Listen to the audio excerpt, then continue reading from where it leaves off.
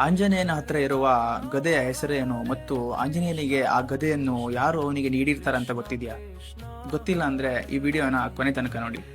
ತ್ರೇತಾಯುಗದ ಪ್ರಾರಂಭದ ದಿನಗಳಲ್ಲಿ ಬಾಲ ಹನುಮಂತ ದಿವ್ಯ ವಿದ್ಯೆಗಳನ್ನು, ಅಸಾಮಾನ್ಯ ಶಕ್ತಿಯನ್ನು, ವೇಗವನ್ನು, ಯುದ್ಧ ಕಲೆಗಳನ್ನು ಕಲಿಯುತ್ತಿದ್ದ ಕಾಲವದು.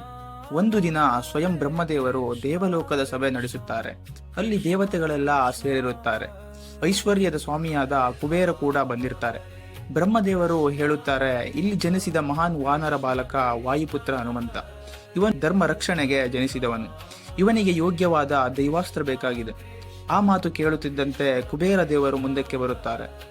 ಅವರು ತಮ್ಮ ದಿವ್ಯ ನಿಧಿಗ್ರಹದಿಂದ ಒಂದು ಶಾಸ್ತ್ರಗಳನ್ನು ಕಂಪಿಸುವ ಹೊಳಪಿನ ಚಿನ್ನದ ಗದೆಯನ್ನು ತಂದು ಹೇಳುತ್ತಾರೆ, ಸ್ವಾಮಿ, ಇದು ಕೌಮೋದಿಕ ಗದೆ. ದೇವತೆಗಳ ಯುದ್ಧದಲ್ಲಿ ಧರ್ಮ ಜಯಿಸಲು ಬಳಸಲ್ಪಟ್ಟ ಆಯುಧ. ಇಂದಿನಿಂದ ಇದು ವಾಯುಪುತ್ರ ಹನುಮಂತರಿಗೆ ಸಮರ್ಪಣೆ. ಆ ಗದೆ ಹನುಮಂತನ ಕೈಗೆ ಬಂದ ಕ್ಷಣ ದೇವಲೋಕವೇ ಕಂಪಿಸುತ್ತದೆ. ಆಕಾಶದಲ್ಲಿ ದಿವ್ಯ ಶಬ್ದಗಳು ಕೇಳಿಸುತ್ತವೆ. ಬ್ರಹ್ಮದೇವರು ಆಂಜನೇಯನನ್ನು ಆಶೀರ್ವದಿಸುತ್ತಾರೆ.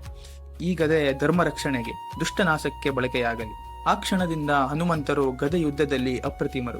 ರಾವಣನ ಸೇನೆಯ ವಿರುದ್ಧ ಯುದ್ಧದಲ್ಲಿ ಅವರ ಗದೆ ಚಾಟಿನಿಂದ ಅಸಂಖ್ಯ ರಾಕ್ಷಸರ ಸೇನೆ ಕ್ಷಣಾರ್ಧದಲ್ಲಿ ನಾಶವಾಯಿತು. ಈ ಕಥೆಯ ಮುಖ್ಯ ಸಂದೇಶವೇನೆಂದರೆ, ದೇವಶಕ್ತಿ ಶರೀರ ಶಕ್ತಿಗೆ ಮಾತ್ರವಲ್ಲ, ಧರ್ಮ ಮತ್ತು ಕರ್ತವ್ಯಕ್ಕೆ ಶಕ್ತಿ ನೀಡುತ್ತದೆ. ಹನುಮಂತನ ಗದೆ ಶಸ್ತ್ರವಲ್ಲ, ದೈವಿಕ ಹೊಣೆಗಾರಿಕೆಯ ಸಂಕೇತವಾಗಿತ್ತು.